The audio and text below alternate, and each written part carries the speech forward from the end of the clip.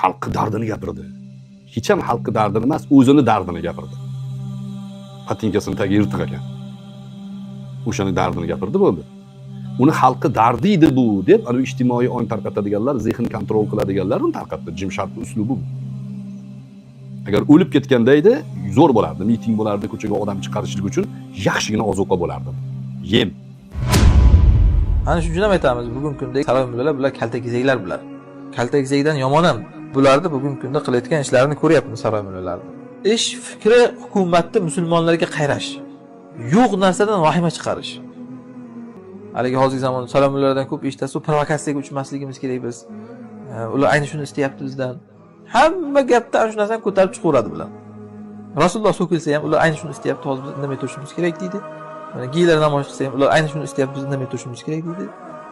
Nima qilish kerak? Indamay turaverib, oxiri bormi bu narsa?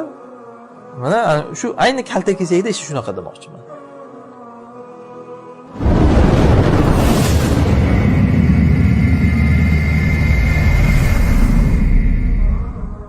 Shu 1228-hadis. Ummu Sharik aytadilar. Payg'ambarimiz sollallohu alayhi vasallam kaltakesaklarni o'ldirishga buyurdilar. Sababi aytdik, Ibrohim alayhisalomga o't puflagan. Kofirlar o'kishni olovga otgan paytida. Mana shuni ko'p hikmatlarini aytdik. Inson demak, yarimta kalima bilan bo'lsa ham kufrni safida bo'lsa, o'shalar bilan birga bo'ladi. O'shalarning hukmi beriladi unga ham. Kerak bo'lsa kaltakesak bo'lsa ham. Ana shuning uchun ham aytamiz, bugungi kundagi saroy mullalar bular kaltakesaklar bular. Kaltakesakdan yomon ham. Chunki kaltakesak bir og'iz puflagan xolos. Va u puflagani bilan aslida hech narsa o'zgarib ham qolmagan to'g'ri. Lekin nima bo'lganda ham shu kofirlar safida bo'lgan. Ammo bularni bugungi kunda qilayotgan ishlarini ko'ryapmiz saroy mullalarida. Shunday ish fikri hukumatni musulmonlarga qayrash. Yo'q narsadan vahima chiqarish. Hozir shunaqa hukumatlar tashqaridagilarni ana shunaqangi yomon ko'rib ularga urushishligiga o'sha mullalar gijgijlaydi. Ular vahobiylar bosib ketyapti hamma yoqni, ular inqilob qilmoqchi, hukumat qo'rqitadi. Musulmonlarga qarshi qayraydi. Ana shu o't puflashdan yomonroq bu. Shuning uchun ham qarasangiz, basharalarga ham kaltakesak rangi urib ketgan bularni, mullalarni. Endi u o'ldirish boshqa narsa. Kaltakesakni o'ldirgandek ularni o'ldiringlar demayapman men. Bu munofiq bular, munofiqlarning hukmi bo'ladi ularga. Ularni ma'naviy o'ldiriladi. Tirik murdaga aylanadi ular jamiyat ichida. Xullas, mana shu uchun ham Rasululloh sollallohu alayhi vasallam shu bir og'iz puflagani uchun, Ibrohim alayhisalomga o't puflagani uchun, kofirning safida bo'lgani uchun kaltakesaklarni o'ldirishga buyurganlar. Shuning uchun ham kaltakesakning shakliga qarasangiz ham turq sovuq. Alloh shuni shunday bir badbashara qilib qo'ygan. Va hatto pis bo'ladi odam deyiladi undan. Uni shu sulayga tegsa narsalarga. Bir hikmati shu ham asli uni o'ldirilishligini bizga faqat aqidaviy yusunda buni yondashib tushuntirilgan va o'sha odamni pis qiladi degan gap ham bor kaltakesak. Idish-tovoqlarga tegsa, ovqatlarga tuflaydi deyiladi. Ana shuning uchun o'ldirishga buyurilgan uni. Endi kimdir keladi aqlli qilib, "Ha, uni ham Alloh yaratgan" deydi. Nimaga yaratgan bo'lsa o'ldirish kerak bo'lsa deydi. Shu odamlar bir qiziqaganda, "Ha, Alloh yarataveradi hamma narsani. Unda jamiyat qandaydir foyda bo'ladi to'g'ri. Uni o'ldirmaslik kerak degan emas. Misol uchun aytdik-ku, sen tirnog'ingni ham Alloh yaratgan, olma unda. Nimaga kesib tashlaysan? Ha, endi keragidan oshiqib o'sib ketdi deysan, to'g'rimi? Kesib tashlash kerak bo'lsa nimaga yaratgan deysanmi? Bir kerakli joyi bor yaratgan, keraksiz joyi bor, kesib tashlash kerak. Tuklarni ham xuddi shunday dedik. Alloh yaratgan tuklaringni ham. Olmasliging kerak endi uni. Qiziq bu odamlarning tafakkuri. Ana shunaqa odamlarga mana shunaqa deb raddiya bering. Ha, uni ham Alloh yaratgan, nimaga o'ldirasan desa, ha, Alloh mana bunaqa narsalarni ham yaratgan. Iloji yo'q, lekin bartaraf qilib turiladi, oldida olib tarbiyalab turiladi uni.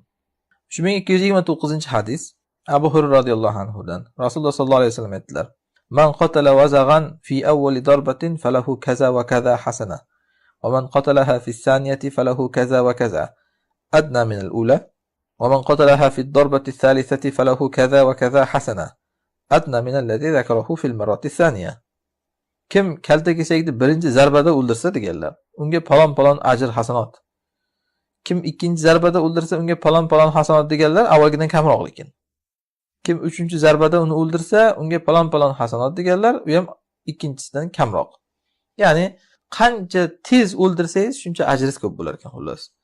Qancha uni 3 marta, 4 marta zarba bilan o'ldirsangiz, shuncha ajringiz kam bo'ladi. Shundan ham bilasizki, haligi hadisning tasdig'i "Iza qataltum fa ahsinul qitlata" deganlar.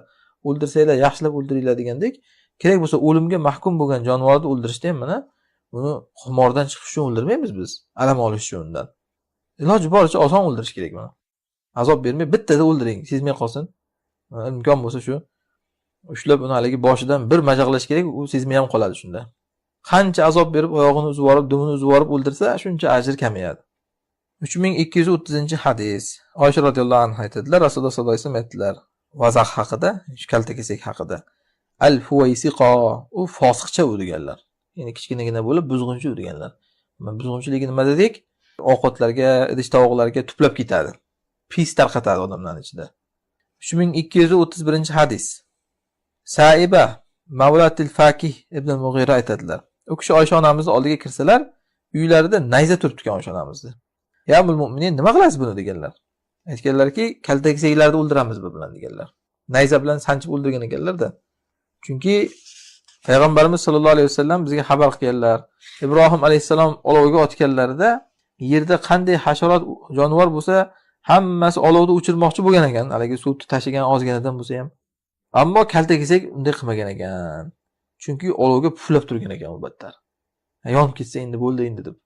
Nima bo'laydi men qilganim bilan? Haligi hozirgi zamon salomlardan ko'p eshitasiz, provokatsiyaga uchmasligimiz kerak biz. Ular ayni shuni istayapti bizdan. Har narsada ana shu gapni ko'tarib chiqaveradi.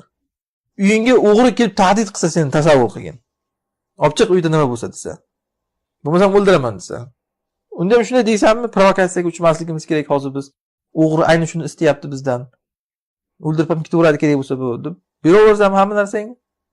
Ha, beraversang beraver, lekin shunda beravermagan odamni Rasululloh nima deganlar? Urushsa, o'ldirilsa shahid deganlar. Provokatsiyaga uchgan bo'ladi deganlar.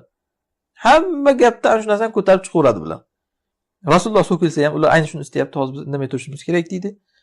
Mana giylar namoyish qilsa ham ular ayni shuni istayapti, biz indamay turishimiz kerak deydi. Nima qilish kerak? Indamay turaverib, oxiri bormi bu narsani? Mana shu ayni kaltakesakda ishi shunaqa demoqchiman. Hozir ular ayni shuni istayapti degan kaltakesak ham shunday deganda endi. Hozir biz Ibrohimga suv puflashimizni istayap, keyin bizni ham o'ldiradilar. Biz hozir indamay turishimiz kerak. Suv tashiganimiz bilan nima bo'laydi? Baribir o'chmaydi-ku deb mana shu xoinlik qilgan shu hayvon. Shu uchun keyin Alloh uni pis qilib qo'ygan. Rangiga qarasangiz pis rang. Shu uchun Rasululloh sollallohu alayhi vasallam keyin uni o'ldirishga buyurdilar. Endi savol tug'iladi. Ha, u Ibrohim alayhisalomga puflagan kaltakesak qayerda-yu? Hozirgi kaltakesaklar qayerda? To'g'rimi?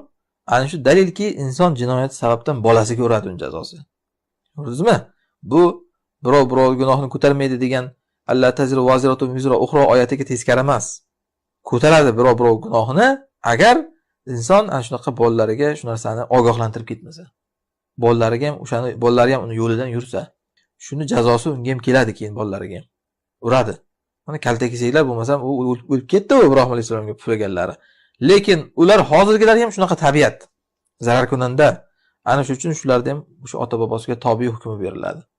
Shu uchun ham qarasangiz, ular bitta oilaga mansub emas. Masalan, ba'zi kaltakesaklar bor, odamlarning uyiga kirmaydi. Rangi ham boshqacha bo'ladi ularning. Sovuq bo'lmaydi rangi. Har xil chiroyli, buqalamun masalan. Buqalamun ham asli kaltakesaklar oilasiga oid. Lekin odamzodga uyiga yopishib, unga turq sovuqlik qilib, bezorlik qilib yotmaydi. Barglarda yeydi, daraxtlarda yuradi. Shu uchun qarasangiz rangi ham chiroyli uni. Demak, o'sha kaltakesaklar oilasidan baroat qilganda u. Shu uchun boshqacha kaltakesak qilib qo'ygan Alloh uni.